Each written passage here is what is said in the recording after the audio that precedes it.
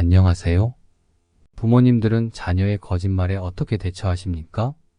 화를 내시나요? 아니면 모른 척 눈을 감아주시나요? 어떻게 하면 아이들의 거짓말을 판별하고 현명하게 대처할 수 있을까요? 이번 시간에는 아이들의 거짓말에 대처하는 지혜로운 전략에 대해 알아보기로 하겠습니다. 어느 날 학교에서 돌아온 아이의 표정이 어둡기만 합니다. 엄마는 걱정이 되어 물어보죠. 학교에서 무슨 일 있었니? 아이는 짜증을 내며 아니, 아무 일도 없었어. 라고 대답합니다. 엄마는 인내심을 가지고 다시 캐묻기 시작하죠. 무슨 일인데 말을 좀 해봐. 아이는 못 이기듯 이야기합니다. 누가 내 돈을 훔쳐갔어. 엄마는 화들짝 놀라며 다시 묻습니다. 선생님한테 이야기했어? 얼마나 잃어버렸는데? 아이는 분한 듯 이야기하죠. 2주일치 용돈 모아놓은 거 다 잃어버렸어. 엄마가 답답한 듯 다시 묻죠. 어디다 뒀는데 어쩌다 잃어버렸어? 선생님이 뭐래? 아이는 고개를 떨구고 힘없이 얘기합니다. 됐어, 축구하다가 운동장에 떨어뜨린 것 같아. 엄마는 별일 아니라는 듯 이야기합니다. 그래, 엄마가 다시 줄게. 한 번 실수한 거니까 그냥 이렇게 넘어가지만. 다음에 또 잃어버리면 그땐 진짜 다시 안 준다. 네 실수는 네가 알아서 책임지기다. 알았지? 아이가 조금 진정된 것 같아 엄마는 한숨을 놓지만 아이는 궁시렁거리며 다시 이야기합니다. 어떤 놈이건 내 돈 훔쳐간 놈 그냥 가만히 안 둘 거야. 어떠세요? 우리들은 일단 아이를 믿어야 합니다. 그런데 이런 일이 여러 번 반복되면 믿음이 의심으로 변하는 순간이 올지도 모릅니다. 실제 아이는 다른 곳에 쓰기 위해 꾀를 내어 거짓말을 한 것일까요? 아이는 격한 감정을 나타내기도 하고 울기도 하죠. 도저히 거짓이라고는 생각하지 못하게 상황을 주도합니다.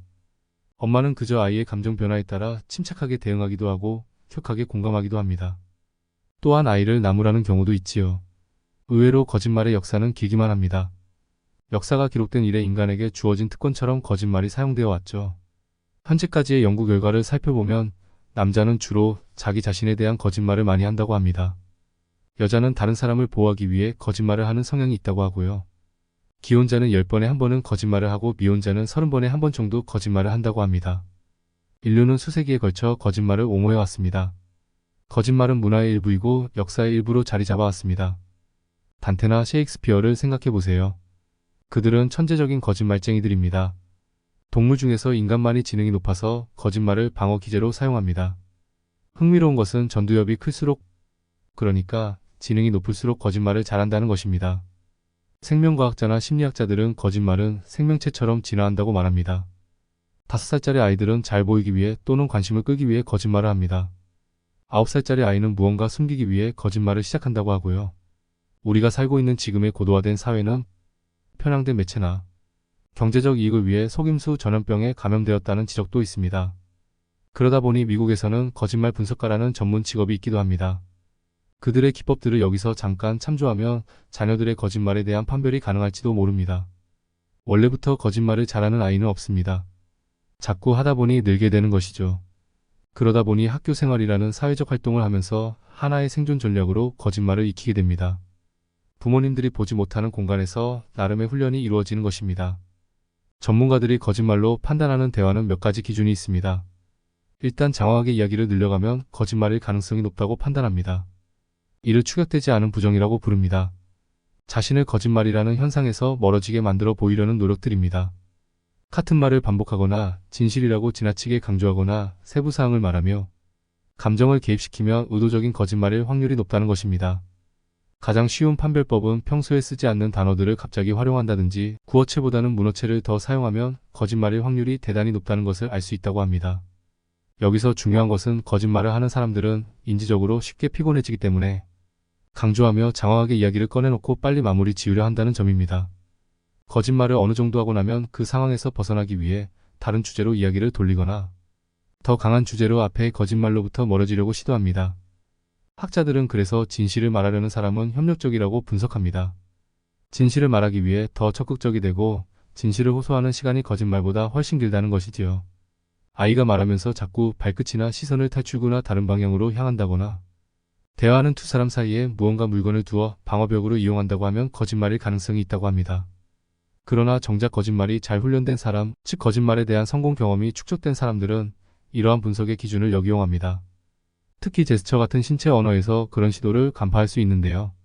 거짓말을 하면 상대방의 눈을 응시하기 어려운데 잘 숙련된 거짓말쟁이는 역으로 더 상대방의 눈을 응시하려고 한답니다. 그러나 다행스럽게도 아이들의 경우는 대부분이 거짓말을 하는 경우 눈을 마주치기 어려워한다고 하네요. 어른들의 경우 보통은 거짓말을 하게 되면 상체가 굳어진다고 합니다. 몸을 뻣뻣하게 움직이는 것은 숨기기 어렵다고 합니다. 인간은 예스라고 이야기할 때 몸을 가만히 두지만 아니라고 말할 때 몸을 움직이는 나름의 습관이 있다고 합니다. 아이들의 경우에도 부모는 평소에 자녀가 예라고 할 때와 아니라고 할 때의 몸의 동작들을 잘 기억해 두어야 합니다. 부정적인 이야기를 하면서 긍정적인 말을 할 때 행동이 나온다면 거짓말일 가능성이 있습니다. 인간은 평소에 제스처에 대한 훈련을 따로 할 기회를 갖지 못합니다. 그러다 보니 이러한 행동 언어들은 간단히 상대방의 의도를 파악하는 기초 수단이 됩니다. 그러나 부모님들이 명심하셔야 할 것은 이러한 모든 현상들은 증거가 아니라 신호라는 것입니다. 신호를 발견했으니 거짓인지 아닌지 판별해 보아야 합니다. FBI나 CIA는 거짓말인지 아닌지 판별하기 위해 진술을 거꾸로 말해보도록 합니다. 부모님들은 수사관이 아니므로 절대 이렇게 하시면 안 되겠지요. 요점은 부모의 침착한 대응이 있습니다. 자녀가 하는 말을 거짓말로 간주하고 절대 구석에 몰아붙이면 안 됩니다. 수용적인 태도로 계속 들어주셔야 합니다. 침착한 모습으로 시간을 끌면서 상세 사항을 더 질문해 보시면 됩니다. 관계성이 부족한 자잘한 설명들이 이어지고 평소에 보이지 않던 행동들이 나타난다면 질문 시간이 길어지겠죠. 아이들은 이를 통해 거짓말이 상당히 지난하고 고되고 쉽지 않은 일이라는 인식을 갖게 해야 합니다. 아이들이 거짓말을 할 확률은 1%라고 생각하시고 진실일 확률이 99%라는 믿음을 가지시기 바랍니다. 행여 1%에 해당한다 하더라도 당황하지 마시고 엄마가 알고도 당하는 것처럼 아이의 잔머리 위에 올라서셔야 합니다. 거짓말이 성공할 확률이 낮다는 것, 자신이 기대하던 방향대로 일이 진행되지 않는다는 점을 깨닫게 해주어야 합니다. 앞에서 나온 예에서 엄마가 한 것처럼 용돈을 쉽게 다시 주며 아이를 진정시키는 것보다 더 좋은 방법들이 많습니다. 방 정리를 10번 하면 이번 실수를 만회해 준다든지 게임 시간을 반으로 줄이라는 요구를 하셔도 됩니다.